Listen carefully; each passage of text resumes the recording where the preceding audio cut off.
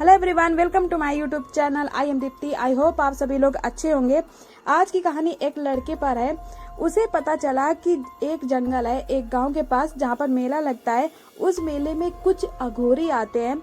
वो उस मेले में जाता है और देखता है कि वो अघोरी आए हैं और वहाँ के गांव वालों की सारी समस्याएं सुनते हैं और उनकी समस्याओं को हल करने की कोशिश करते हैं। और जैसे ही शाम होती है वो अघोरी जंगल की तरफ चले जाते हैं। जब वो जंगल जाने के बारे में सोच रहा था तभी एक अघोरी अचानक से उसके पास आ जाता है और उससे कहता है कि जंगल मत जाना, कुछ चीजें होती है जो जानने लायक नहीं होती। इतना कहकर वो अघोरी चला जाता है, लेकिन उस लड़की की एक्साइटमेंट बहुत ज्यादा होती है तो रात में चुपचाप जंगल जाता है। तब वहाँ पे देखता है एक अघोरी तेजी से दौड़ा चला जा रहा था। जंगल के बीच में उसे एक रोशनी दिखाई देती है। उसी रोशनी की तरफ वो अघोरी भागा चला जा रहा था। उस लड़के ने उस अघोरी का पीछा किया।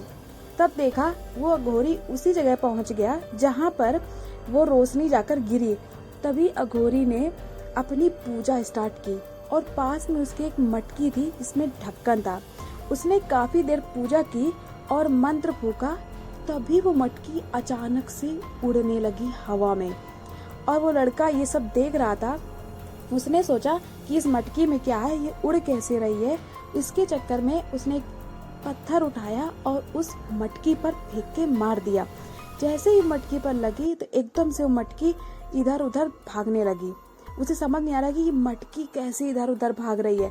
तभी उस अघोरी ने देख लिया कि उस लड़के ने उस मटकी पर कुछ फेंका है। तभी अघोरी उस लड़के को देखकर एकदम से चिल्लाया कि तूने मेरी इतने दिनों की सारी तपस्या भंग कर दी।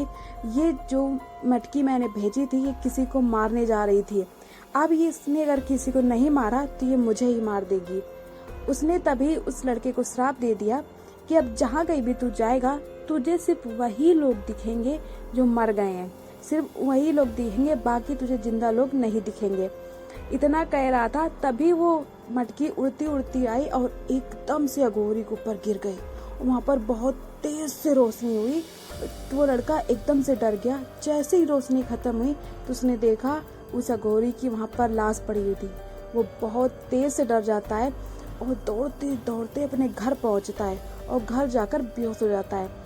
जब उसके घर वाले देखते हैं कि बेहोश है, उसको उठाने की कोशिश करते हैं लेकिन होश में नहीं आता तो उसको हॉस्पिटल ले जाते हैं। हॉस्पिटल में लगभग 2 घंटे बाद जब उसे होश आता है तो उसने देखा कि उसके बेड के सामने एक बूढ़ी औरत खड़ी थी। तो लड़का एकदम से देखा और वहाँ हॉस्पिटल में कोई दिखाई नहीं दे रहा था उसे। उसने इस बूढ़ी औरत से कहा, कौन हो तुम और यहाँ पर क्या कर रही हो और मैं कहाँ पर हूँ। तभी वो बूढ़ी औरत कहीं जाने लगी। लड़के ने सोचा अजीब बात है, मैं इनसे कुछ पूछ रहा हूँ, ये बता नहीं रही है। तभी वो लड़का उनके पीछे पीछे जाने लगा। देखा वो औरत वहां पर गई जहां पर मॉर्ग था, लाशें रखी जा रही थी। तो उसने सोचा ये यहाँ पर क्या कर रही है। वो बार बार उस बूढ़ी औरत से कह रहा था कि आप कहाँ जा रही हैं, यहाँ पर लाशें हैं, आप यहाँ पे मत जाइए।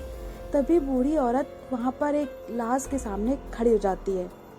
वो लड़का डरते डरते जब उसका चेहरा देखता है हैरान रह जाता है। उसने देखा वो लाश उसी बूढ़ी औरत की थी। उसकी आत्मा उसे दिखाई दे रही थी। जब उसने फिर से उस बूढ़ी औरत की तरफ देखा वो एकदम से डायन लग रही थी, बहुत भयानक। वो उस लड़के को देखकर बहुत तेज से हंसी और बोली, अब तेरा श्राप चालू हो गया है, अब तुझे सिर्फ हम जैसे लोग ही दिखेंगे और कोई नहीं। तू जिंदगी भर ऐसे ही रहेगा तड़पता हुआ। इतना कहकर वो बहुत तेज से हंसी और गायब हो गई। उस दिन के बाद उस लड़के को सिर्फ आत्माएं दिखती थी, चुड़ैल, राक्षस। वो पागल होता जा रहा था दिन ब दिन। एक दिन उसने खुद को फांसी लगा के खुद का ही आत्मदाह कर लिया। आज की स्टोरी कैसी लगी कमेंट करके जरूर बताइएगा। मिलते हैं ऐसी इंटरेस्टिंग और दिलचस्प स्टोरी के साथ। मेरे चैनल को सब्सक्राइब किए बिना मत जाइएगा और बेल आइकन को जरूर प्रेस कर दीजिएगा। तब तक के लिए धन्यवाद।